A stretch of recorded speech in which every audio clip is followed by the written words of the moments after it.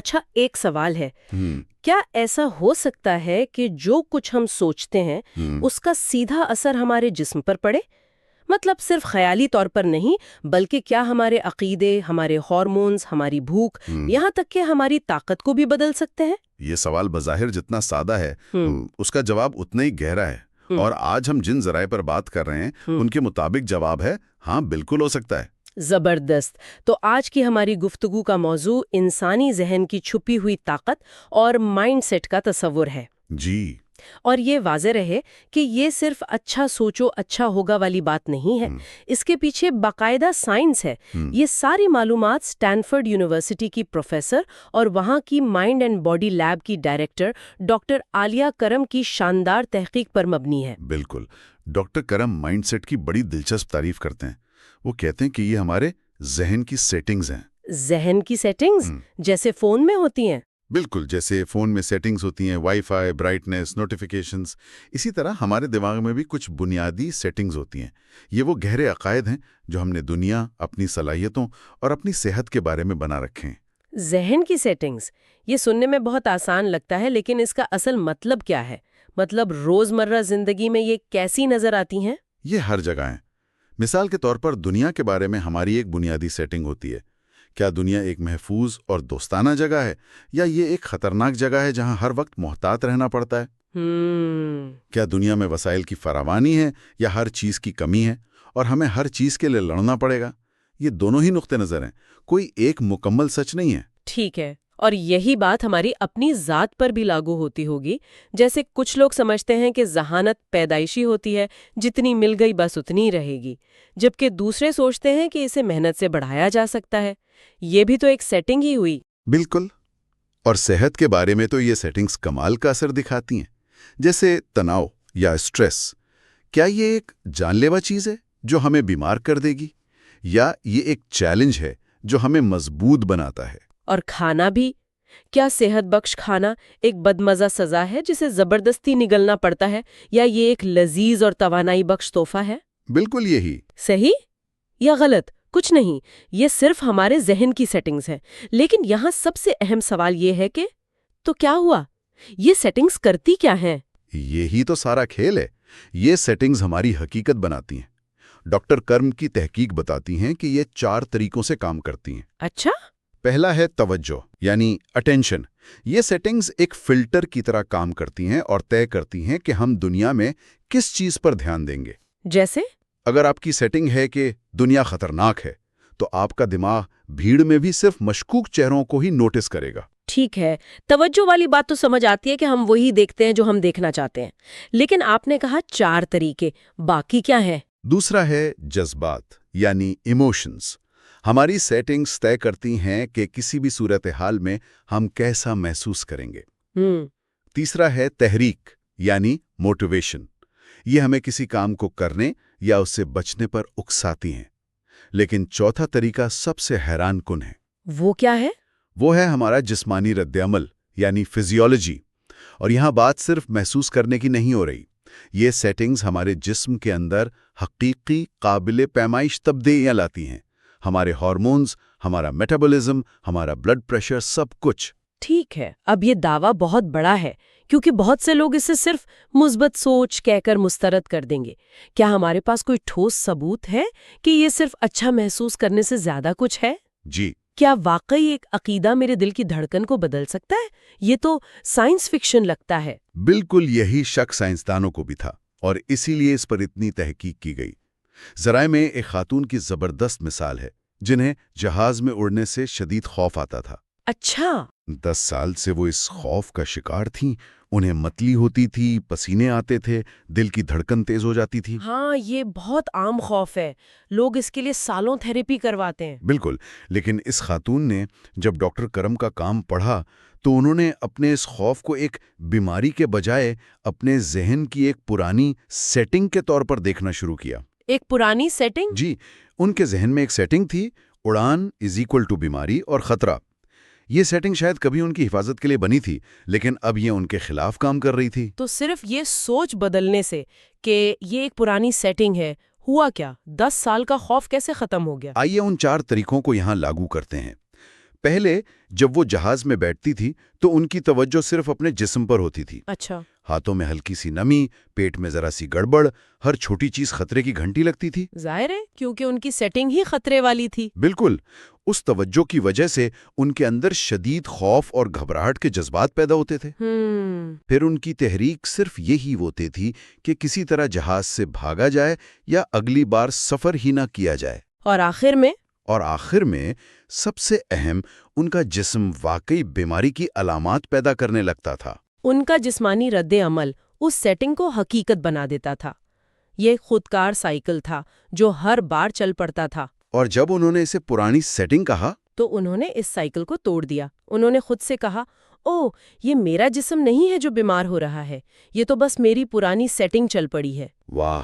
اس ایک خیال نے ان کی توجہ جسم کی علامات سے ہٹا کر اس سوچ پر مرکوز کر دی کہ وہ اس سیٹنگ کو بدل سکتی ہیں.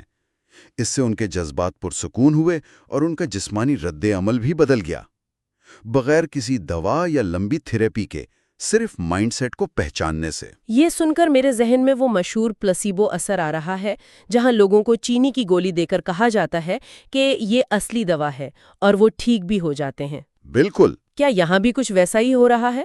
آپ نے بالکل صحیح پکڑا.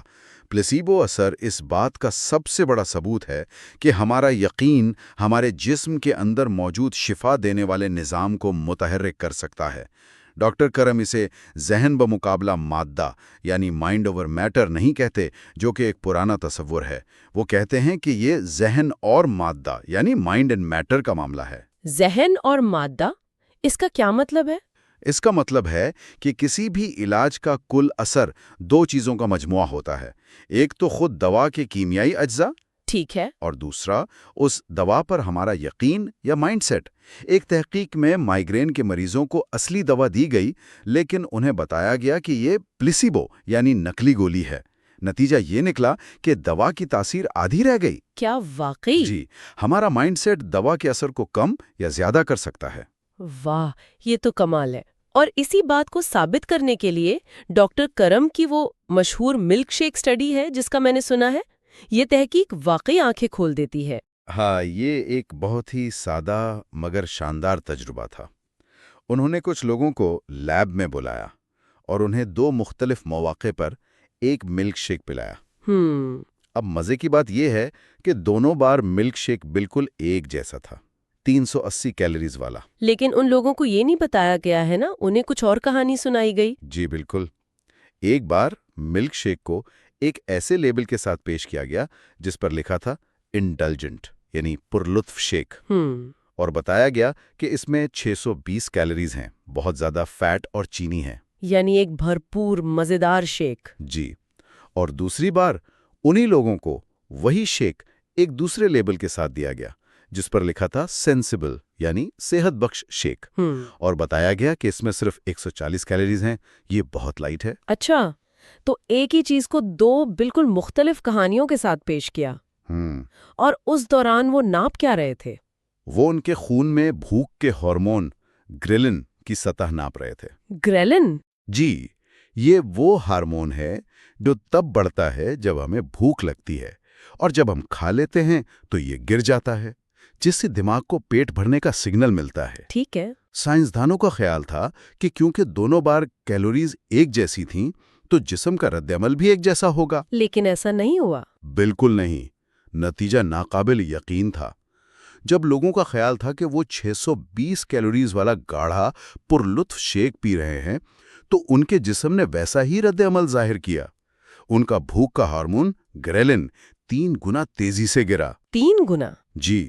اس کا مطلب ہے کہ ان کے جسم نے دماغ کو سگنل بھیجا کہ پیٹ بھر گیا ہے، تسکین مل گئی ہے، اب میٹابولزم تیز کر دو. ایک منٹ. مطلب یہ کہ جسم نے اصل کیلوریز پر نہیں بلکہ کیلوریز کے بارے میں کہانی یا مائنڈ سیٹ پر رد عمل ظاہر کیا. بالکل.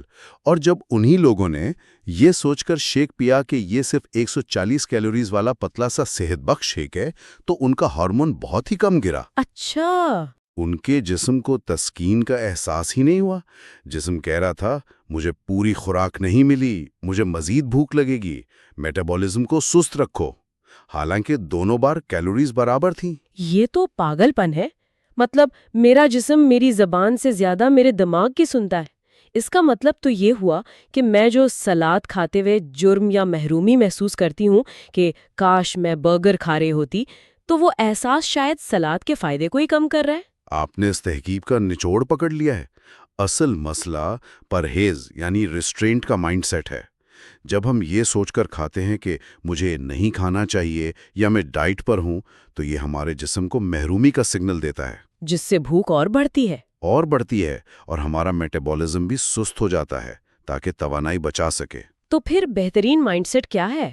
کیا ہمیں ہمیشہ زیادہ کیلوریز والی چیزیں کھانی چاہیے؟ نہیں، بہترین مائنڈ سیٹ فراخ دلی یا لطف اندوزی یعنی مائنڈ سیٹ آف انڈلجنس کا ہے۔ اس کا مطلب یہ نہیں کہ آپ ہر وقت کیک کھائیں۔ اس کا مطلب ہے کہ آپ جو بھی کھائیں، چاہے وہ سلاد ہو یا کیپ، اسے خوشی سے کھائیں۔ اسے پورے لطف، خوشی اور اجازت کے احساس کے ساتھ کھائیں، یہ سوچ کے کہ میں خود کو اس مزیدار اور غذائیت سے بھرپور کھانے سے لطف اندوز ہونے کی اجازت دے رہا ہوں، بجائے اس کے کہ مجھے یہ گھاس پھوس کھانی پڑ رہی ہے۔ یہ فراخ دلی کا مائنڈ سیٹ جسم کو تسکین اور سیری کا وہ گہرا سگنل بھیجتا ہے جو ملک شیک اسٹڈی میں نظر آیا تھا۔ میں یہاں خود کو قصوروار مانتی ہوں۔ میں نے کتنی بار سلاد کھایا ہے، لیکن سوچ برگر کی رہی تھی۔ تو میں اپنے جسم کو ملے جلے سگنل بھیج رہی تھی کہ یہ لو غذائیت لیکن خوش مت ہونا۔ اور لاکھوں لوگ یہی کرتے ہیں۔ ہم صحت بخش کھانے کو سزا سمجھتے ہیں اور ہمارا جسم بھی اسے سزا کے طور پر ہی قبول کرتا ہے۔ جبکہ اگر ہم سلاد کو بھی ایک لذیذ، کرنچی اور فرحت بخش کھانے کے طور پر پیش کریں اور سوچیں تو ہمارا جسم اس سے کہیں زیادہ فائدہ اٹھا سکتا ہے۔ یہ اصول تو پھر زندگی کے دوسرے شعبوں پر بھی لاگو ہوتا ہوگا، جیسے ورزش۔ میں اکثر لوگوں کو جم میں شکایت کرتے ہوئے سنتی ہوں۔ ہاں، یقیناً ورزش ایک بہترین مثال ہے۔ فرض کریں آپ بھاری وزن اٹھا رہے ہیں اور آپ کے دماغ میں سیٹنگ چل رہی ہے، میں کمزور ہوں، یہ بہت مشکل ہے، مجھ سے نہیں ہو پائے گا، تو آپ دراصل اپنے مسلز کو کمزور ہونے کا سگنل دے رہے ہیں۔ اچھا، تو جیسے اگر میں جم میں آخری ریپ لگانے کی کوشش کر رہی ہوں اور میرے دماغ میں آواز آ رہی ہے بس نہیں ہو پائے گا، تو میں صرف خود کو مایوس نہیں کر رہی بلکہ جسمانی طور پر خود کو کمزور کر رہی ہوں۔ بالکل، اس لمحے میں یہ مشکل ہے لیکن میں کر سکتا ہوں، یا میرا جسم مضبوط ہے کہ سیٹنگ اپنانے سے آپ کے جسم کو طاقت کا ایک حقیقی فزیولوجیکل سگنل مل سکتا ہے۔ تحقیق بتاتی ہے کہ اس مائنڈ سیٹ کے ساتھ لوگ زیادہ وزن اٹھا پاتے ہیں اور انہیں ورزش آسان محسوس ہوتی ہے۔ یہ صرف حوصلہ بڑھانے کی بات نہیں ہے، یہ بائیولوجی ہے۔ اور پیسے کے بارے میں کیا خیال ہے؟ یہ بھی تو ایک بہت بڑا میدان ہے جہاں مائنڈ سیٹ کام کرتا ہے۔ بہت اہم نکتہ ہے۔ پیسے کی کمی یعنی اسکیرسٹی کا مائنڈ سیٹ، ہر وقت یہ سوچنا کہ پیسہ کم ہے، کبھی پورا نہیں پڑے گا، خرچ نہیں کرنا، یہ مائنڈ سیٹ آپ کی توجہ صرف بچانے پر مرکوز کر دیتا ہے اور آپ کو پیسہ کمانے یا سرمایہ کاری کرنے کے موقع نظر ہی نہیں آتے۔ اور آپ خطرہ موڑ لینے سے ڈرتے ہیں۔ جی، اس کے برعکس فراوانی یعنی ابنڈنس کا مائنڈ سیٹ ہوگا۔ اس کا مطلب یہ نہیں کہ آپ فضول خرچی کریں، بلکہ یہ یقین کہ میں اپنی ضرورت پوری کرنے کے قابل ہوں اور پیسہ کمانے کے موقع موجود ہیں۔ بالکل، یہ سیٹنگ آپ کو زیادہ تخلیقی، پراعتماد اور مواقع کی تلاش میں رکھتی ہے۔ صحیح۔ یہ سیٹنگز ہماری حقیقت کو ہر سطح پر لاشعوری طور پر تشکیل دے رہی ہوتی ہیں۔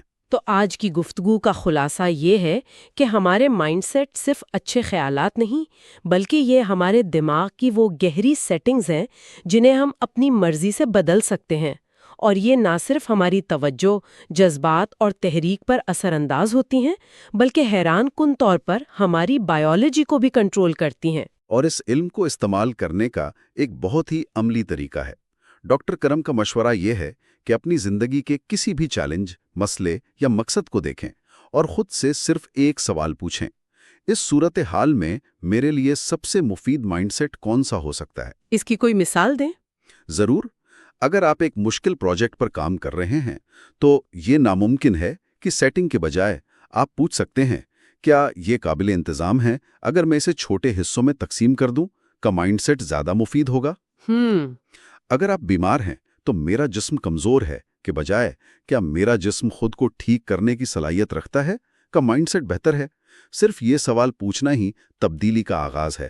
لیکن یہاں ایک اہم سوال ہے، اس علم کی حد کہاں ہے؟ ظاہر ہے کوئی صرف مائنڈ سیٹ سے کینسر یا ٹوٹی ہوئی ہڈی نہیں جوڑ سکتا، تو ہمیں اس طاقتور ٹول کو حقیقت پسندی کے ساتھ کیسے استعمال کرنا چاہیے؟ بہت ضروری سوال ہے۔